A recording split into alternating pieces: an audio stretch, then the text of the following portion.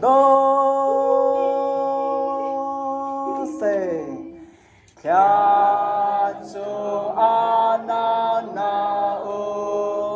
Giêsu ca kham tu na tho lai ne na nga Giêsu ca bo kya chu Giêsu a to yang na in ra tha tai na mi pi qua in te na tai tu boy a thâu a mi ben o a ka a zong za a no a thâu za hallelujah a thâu za ana a tha nem lo Giêsu ca kham tu an ca an ke phon cao Giêsu ca bo kham chung Giêsu a tho yang na in ra tha te na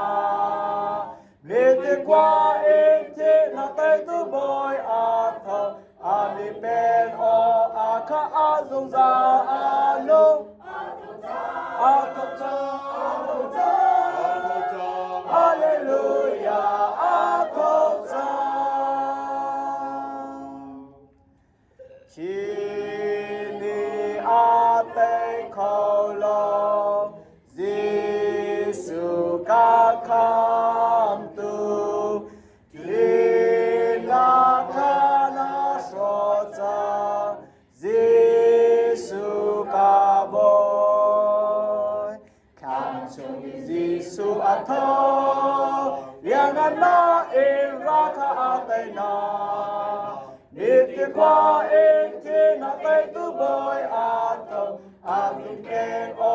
a ka a zong za a no a thâu za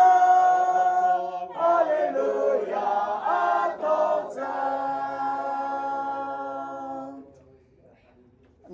abi ka